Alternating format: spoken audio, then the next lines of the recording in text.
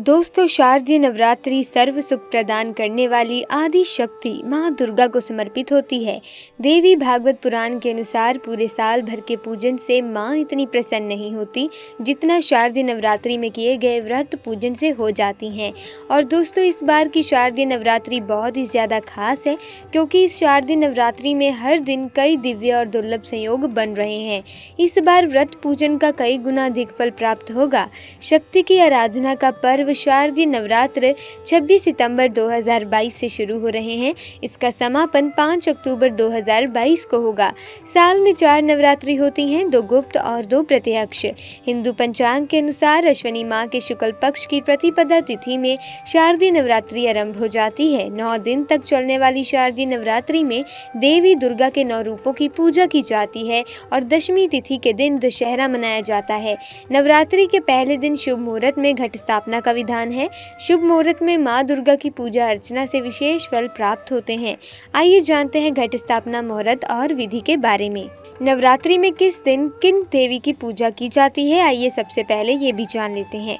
26 सितंबर 2022 माँ शैलपुत्री पहला दिन, 27 सितंबर 2022 माँ ब्रह्मचारिणी दूसरा दिन, 28 सितंबर 2022 माँ चंद्रघंटा तीसरा दिन, 29 सितंबर 2022 माँ कुष्मांडा चौथा दिन, 30 सितंबर 2022 माँ स्कंद माता पांचवा दिन, 1 अक्टूबर 2022 माँ कात्यायनी छठा दिन, 2 अक्टूबर 2022 माँ काल रात्रि सातवां दिन, 3 अक्टूबर 2022 माँ महागौरी आठवां दिन, 4 अक्टूबर 2022 माँ नवमी नौवां दिन, 5 अक्टूबर 2022 माँ दुर्गा प्रतिमा विसर्जन दशमी तिथि यानी कि दशहरा।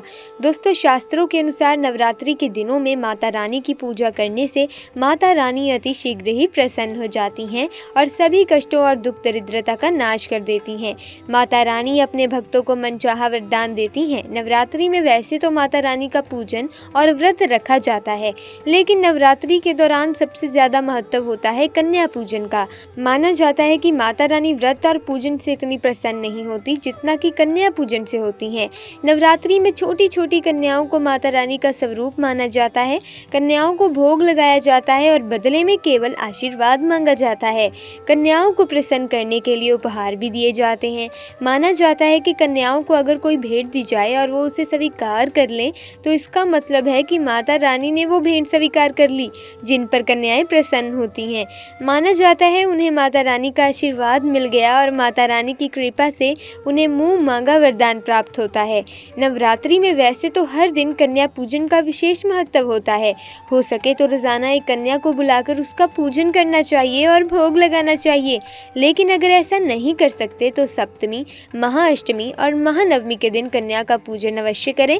दोस्तों, देश और दुनिया में जो कठिन परिस्थितियां चल रही थी, कोरोना वायरस के चलते नवरात्र के दौरान कन्या पूजन करना तो असंभव हो गया था और ना ही सुरक्षित था। लेकिन जैसा कि शास्त्रों में वर्णित है कि कन्या पूजन के बिना, कन्याओं के आशीर्वाद के बिना नवरात्र के व्रत और पूजन अधूरे रहते हैं।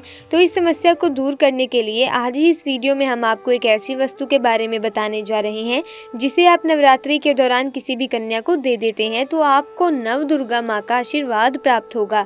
नव दुर्गा माँ की कृपा से जीवन में चल रही बड़ी से बड़ी परेशानी खत्म हो जाएगी, घर में सुख समृद्धि आएगी और जीवन खुशहाल हो जाएगा।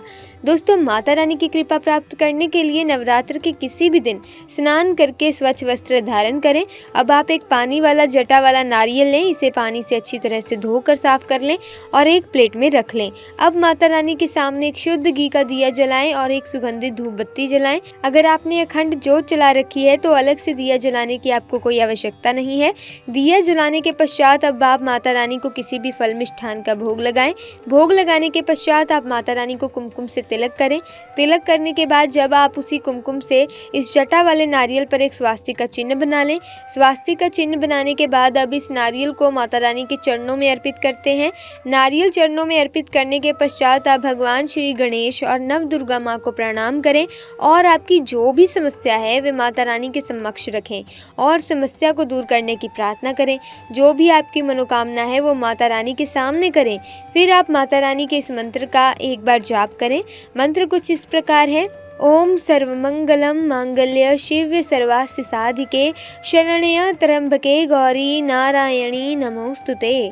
दोस्तों, इस मंत्र का अर्थ ये है कि नारायणी, तुम सब प्रकार का मंगल प्रदान करने वाली मंगलमय हो, कल्याणदायिनी शिवा हो, मनोरथों को सिद्ध करने वाली हो, शरणागत वत्सला, 3 नेत्रों वाली एवं गौरी हो। हे माता रानी, आपके चरणों में नमस्कार है।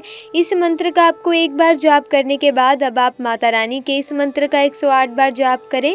दोस्तों, मंत्र कुछ इस प्रकार है। ओम ऐं ह्रीं क्लीं चामुंडाय विच्चे। ये माता रानी का निवारण मंत्र है। दोस्तों, इस मंत्र के जाप से महासरस्वती, महाकाली तथा महालक्ष्मी माता की कृपा और आशीर्वाद आपको प्राप्त होता है। नवरात्रि में माता रानी के सभी भक्तों को इस मंत्र का जाप अवश्य ही करना चाहिए। इस मंत्र का जाप करने से माता रानी की कृपा से सभी कष्टों से छुटकारा मिलता है।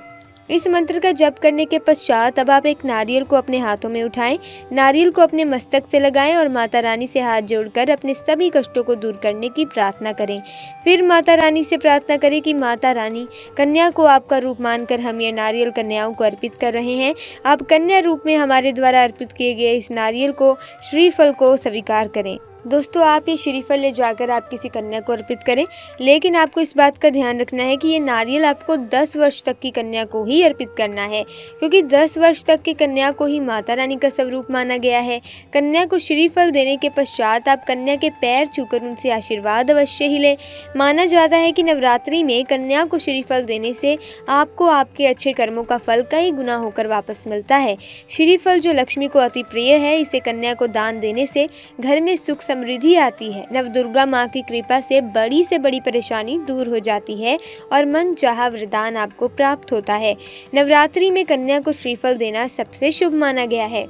दोस्तों, मान्यता है कि कन्या द्वारा ग्रहण किया गया श्रीफल सीधे माता रानी द्वारा स्वीकार कर लिया जाता है। इससे घर में संपन्नता बढ़ती है। माँ लक्ष्मी की कृपा से घर में धन धान्य के भंडार भर जाते हैं। तो श्रीफल के साथ आप कन्या को कुछ रुपए भी अवश्य दें। नवरात्रि में कन्या को रुपए देना बहुत ही शुभ माना गया है। ऐसा करने से माँ लक्ष्मी की कृपा प्राप्त होती है।